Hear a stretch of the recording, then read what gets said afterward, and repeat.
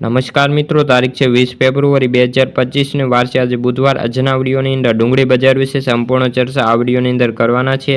તે પહેલાં દરેક મિત્રોને ખાસ નમ્ર વિનંતી કે ચેનલ ઉપર નવા આવ્યા હોય તો ચેનલને ખાસ સબસ્ક્રાઇબ કરી લેજો અને વિડીયો પસંદ આવે તો વિડીયોને લાઇક કરી દેજો।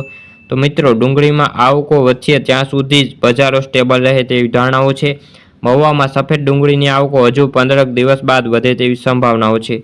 ડુંગળી બજારમાં ભાવ સ્ટેબલ રહ્યા હતા અને ખાસ કોઈ મોટી મૂવમેન્ટ નથી। ગુજરાતમાં આવકો અત્યારે સ્ટેબલ છે અને જ્યાં સુધી આવકો સ્ટેબલ છે ત્યાં સુધી ડુંગળી બજારમાં કોઈ મંદી થાય તેવા સંજોગો દેખાતા નથી। આગળ ઉપર જો આવકો વધશે તો સરકાર દ્વારા જે નિકાસની ડ્યુટી છે તે નાબૂદ કરવામાં નહીં આવે તો બજારમાં હજુ પણ ઘટાડો થાય તેવી સંભાવનાઓ છે।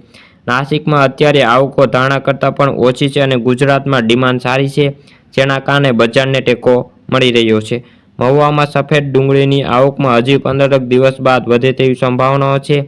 આગળ ઉપર જો ડુંગળી બજારમાં ઉનાળુ માલ ચાલુ થયા પછી મોટી મૂવમેન્ટ આવશે તો ડુંગળીના ભાવમાં ઉછાળો થાય તેવી સંભાવનાઓ છે। બાકી તો ડુંગળીના ભાવમાં અત્યારે સામાન્ય ગતિએ ડુંગળીના ભાવ 500 થી 600 વચ્ચે બોલાઈ રહ્યા છે। તો આગામી દિવસોની અંદર ડુંગળી ભાવમાં શું મોટી મૂવમેન્ટ આવે છે તે જોવાનું રહ્યું છે। તો મિત્રો, આજના વિડીયોમાં બસ આટલું જ। વિડીયો ગમ્યો હોય તો વિડીયોને લાઇક, ચેનલ સબસ્ક્રાઇબ કરી દેજો।